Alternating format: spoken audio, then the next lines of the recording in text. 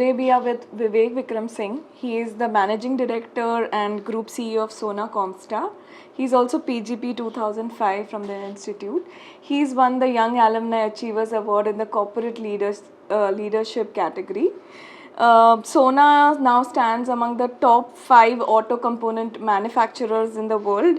In 2016, Vivek spearheaded Sona BLW's foray into electric vehicle, and that really transformed the journey as I understand it.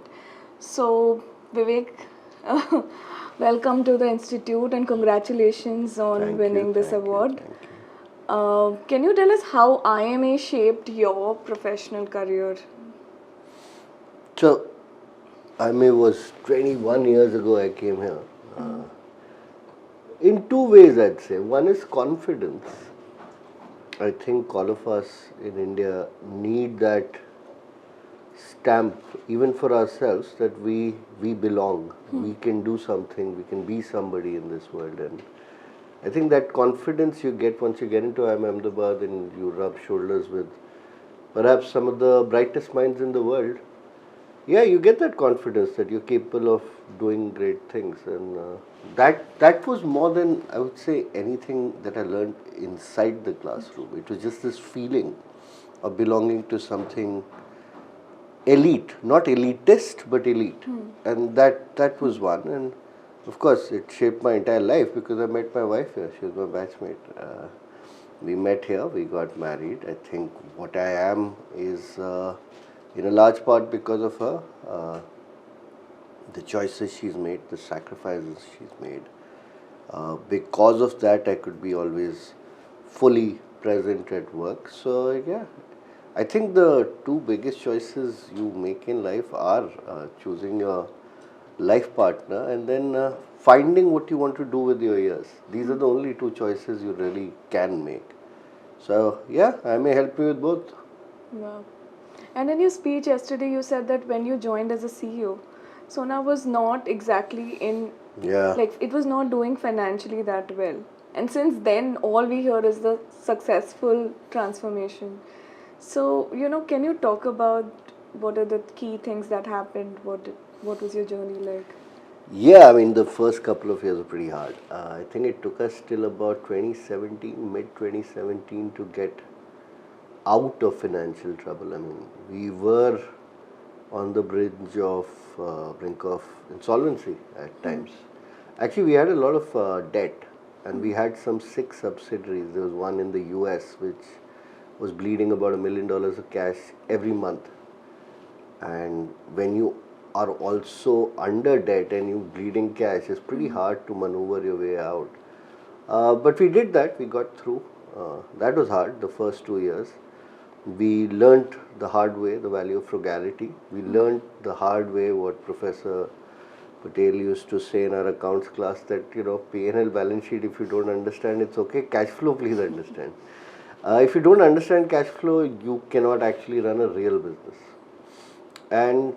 But that helped us. Maybe it's a good thing to have adversity early in your life.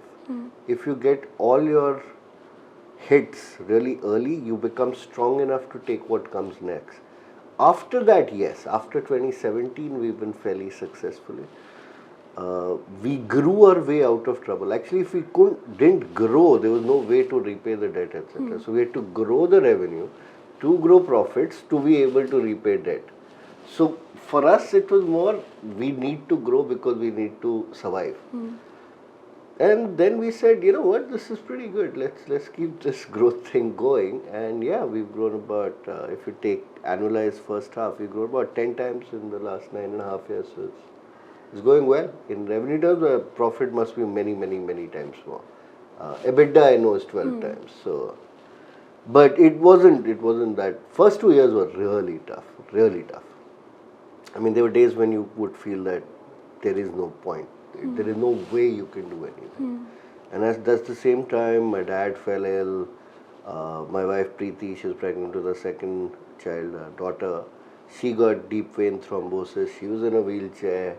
So I had to go pick up the elder one from school every day and handling insolvency in the US. Like, it was all kinds of bad. But if I mean, this is for students. There'll be period, and a lot of people who are IIMA batchmates, etc., said, quit.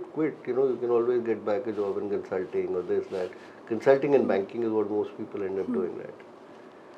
But I didn't, and I'm glad I didn't, because it's always on the other side of darkness that something of value exists.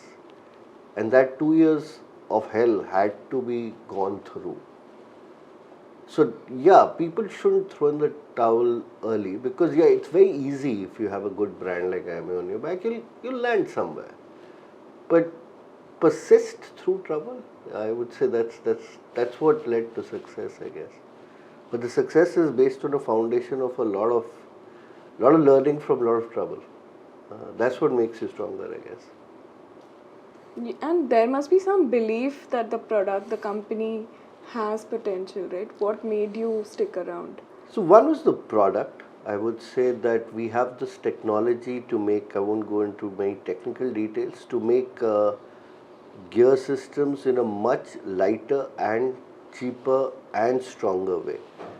In engineering, that pretty much is the trifecta of a product. If you can make something lighter, cheaper and stronger, you have the holy grail of it. So we knew that if we could get the financial part right, the asset is great and we can do something. Second is people. I just love the people I work with. Sanjay is now my best friend, and I think we became such close friends. We are like family because we went through hardship together. I mean, nothing bonds people more than shared misery.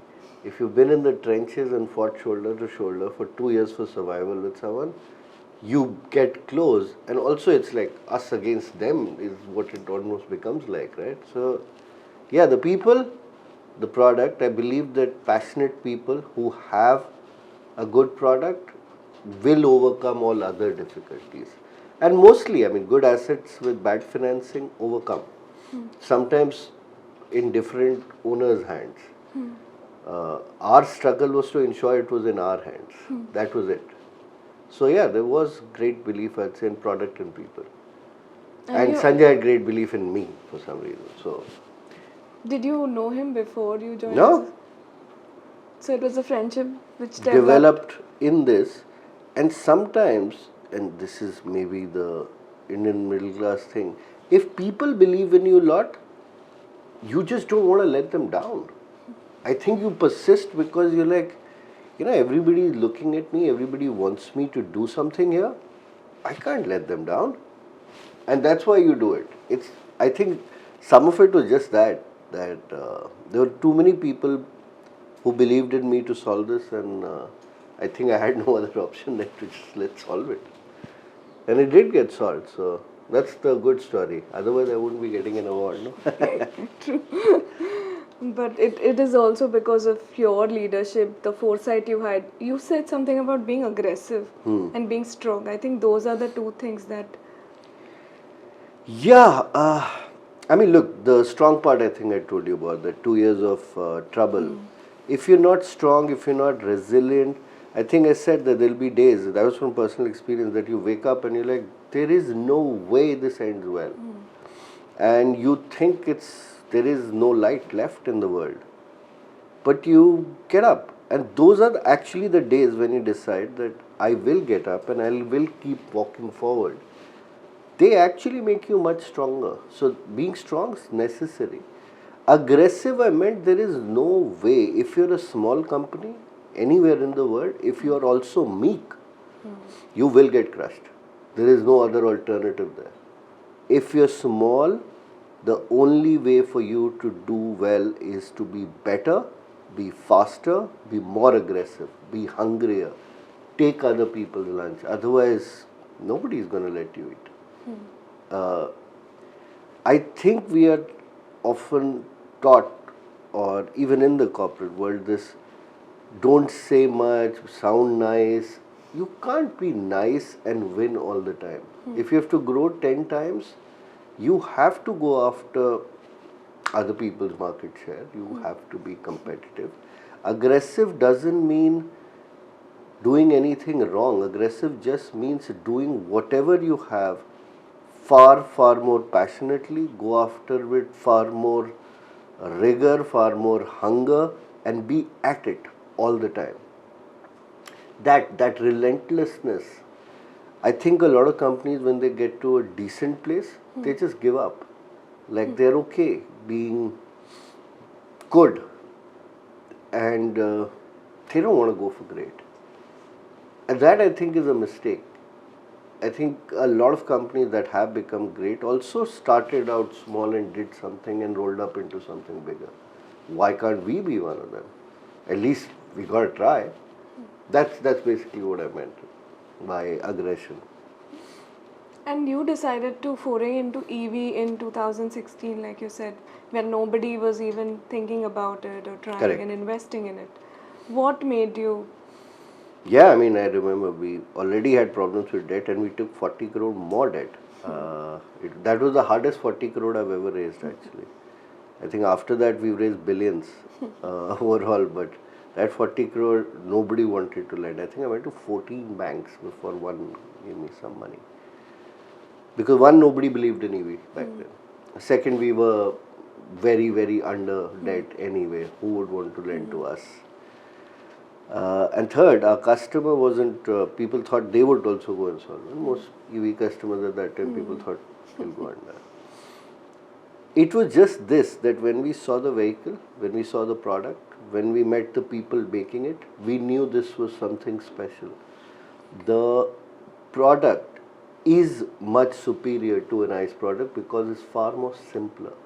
All good engineering is about reduction in complexity. If you can make less things do more, that is the entirety of good engineering, good design. You reduce everything to its very essence.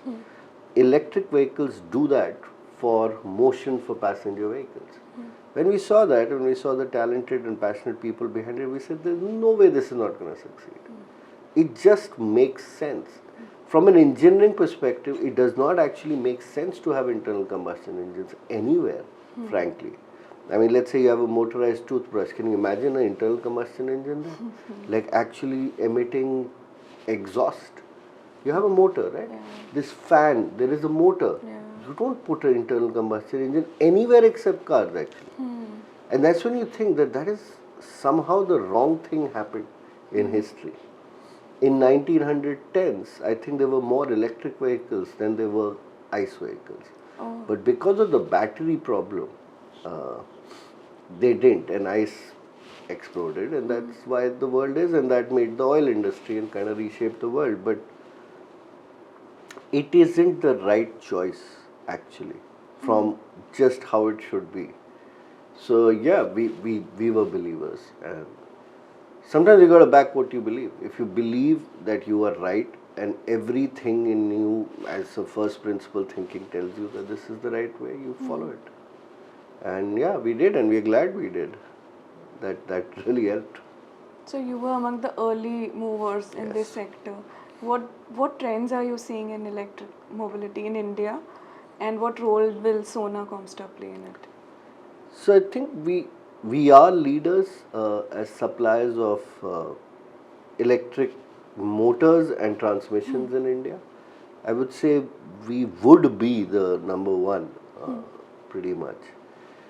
We will continue to play the pole place. The industry has to figure out where it goes. Some of it is policy for electric vehicle adoption. Some of it is just giving the consumer better choices. Not just make more of the same and expect that the consumer would lap it up just because it's cheap. We have a very discerning consumer base in India. So people have to give them better options. Yesterday, Royal Enfield launched a very, very cool electric bike, electric motorcycle, which I think is something people should look at. And it's basically, it will take its time. India is behind the curve in electric vehicle adoption. Battery prices will be the key determinant. The day battery prices fall below $50 per kilowatt hour, I think that'll be the tipping point. It just will stop making sense to make ICE vehicles, actually. It just becomes cheaper for manufacturer. And when manufacturer, regulator and consumer, all three converge on the same thing, yeah, things change automatically. And I think it's going to happen. But Let's see when. The when is what we can't solve here. But if you know, it's almost like a movie, right? That you know the ending. The hero wins, villain dies. You don't get upset beach mein hero pit jaye to, because you know what's going to happen. It's the same thing. So if whether will it happen in 2035, 2040 that everything will go electric, we don't know. But we don't care. We are in it and we will keep going because that's where the future is heading. So that's our play. And you are manufacturing in India, Correct. and there are so many complexities and challenges in dealing in India's regulatory system, the kind of market it is. So, what kind of suggestions would you have? Or So we manufacture in India, we manufacture in China, we manufacture in Mexico, we manufacture in the US. So we have 2 plants in Mexico actually. We find India and US, I would say, the easiest to operate. The rule of law is very important to us, and that's something in consistent policy. That hasn't really changed for us, at least for the last 10 years, it's been fairly consistent, so it's pretty comfortable. Then comes things like talent availability, because a lot of what we hire, even the lowest level will be diploma, then you're a graduate engineer. So a good engineering talent pool in the country is important. For that, actually, India is better than pretty much anywhere in the world. If you have a very engineering based company, it's hard to do in many developing nations, and I would dare say even in developed nations. Even if they're there, they're insanely expensive and in high demand. India is pretty good from that perspective. Power is amongst the cheapest in the world, apart from US. We have higher logistics costs. I mean, at least I have not. I've only been doing this 10 years. I have not seen any government interference or anything. Yes, if you're setting up a new plant, the bureaucracy is slow, but if you're in IIMA, that you will also realize you try building a new wing in IIMA, you'll realize how much time it will take. Anything that government attaches itself to obviously becomes slightly slow. What we learned is just buffer for it. So if you think that it's going to take, you need to build a plant in 6 months, start 6 months earlier. That 6 months will go in government approvals and all. But once your plant's up and ready, I don't think there is much issue. I think manufacturing in India is one of the best places to manufacture in the world today. and what advice would you give to somebody who wants to follow your path? I don't think I can follow my own path. It's not easy because I know there's this Greek philosopher Heraclitus. He said, "No man crosses the same river twice, for it's not the same river and it's not the same man." A lot of times passed. Yeah. Like if I had to go back in 2015 and do this all over again, I don't think I'll end up with the same outcome. A lot of things went my way. Right time, things change in the world. So I don't know, but all I'd say is whatever path people choose, just do that with conviction. Do things you really want to do. I mean, do things that have some kind of higher purpose than, oh, I will keep climbing the corporate ladder, make some money and send my kids to good college or whatever. Like there has to be something more to this. I mean, otherwise, you don't have to come to IIMA, you can go anywhere, that kind of stuff will happen. If instead of building mouse traps, you want to be a Pied Piper, you have to follow a different tune, right? Take up challenges, that's what. Follow your convictions, do things that challenge you, do not give up immediately. The same things I said, be kind, be strong, be aggressive, be ambitious, be humble, and follow the path, see it through. It's not that everybody can come into industry and become a CEO. I started with pricing, supply chain, finance, operations, then became CEO. So you have to understand the industry you are getting into. Takes a while. Some of my batchmates have done exceedingly well in that path. Some of them have made the switch successfully from things like consulting, etc., to industry. From campus going to industry would be hard actually, because one, it doesn't pay that well, and I think on campus everybody is about the how much did you get placed at, etc., and that's obviously not. So learn in whatever these big consulting banking organizations, and then but figure out at some point what do you really want from your life. That's all I'd say. And what are your plans personally, professionally, forward? So make this into something truly big.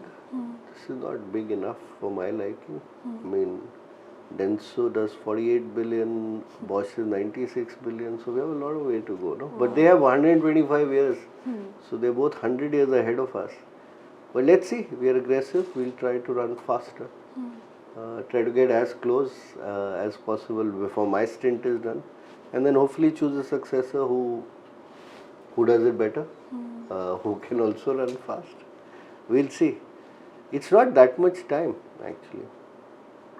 Even if I work for 20 more years, that's just 1,000 weeks left. It's not a lot of time. 1,000 weeks is very, very limited time when you start breaking down into projects and how many things you can actually achieve. So yeah, it's very little time actually. And any personal Nothing. I goals? try to spend as much time with my kids before they go to college, and then we become empty nesters, both of us. That's it. That's actually, these are the two goals I only optimize for these two. Try to make Sona as great as I can, and try to spend as much time with my daughters as I can before, because there the number of weeks is even lesser. She's already 12, 6 years, 300 weeks. Oh, Once they go to college, they don't really come back. I never came back home. So I guess even they won't. That's very little time, right? yeah. When you break it down into weeks, it's pretty powerful how little time you actually have left. That helps you prioritize. Yeah, it makes you see things pretty clearly that time is all we have. There is nothing else. And these are all best case estimates. I mean, falling masonry could hit me on campus. Let's hope that doesn't happen. And it could be 1 week also. But you try to plan for whatever, at least average case outcomes, and then see where it goes. Thank you so much for spending time with us. No, thank you guys.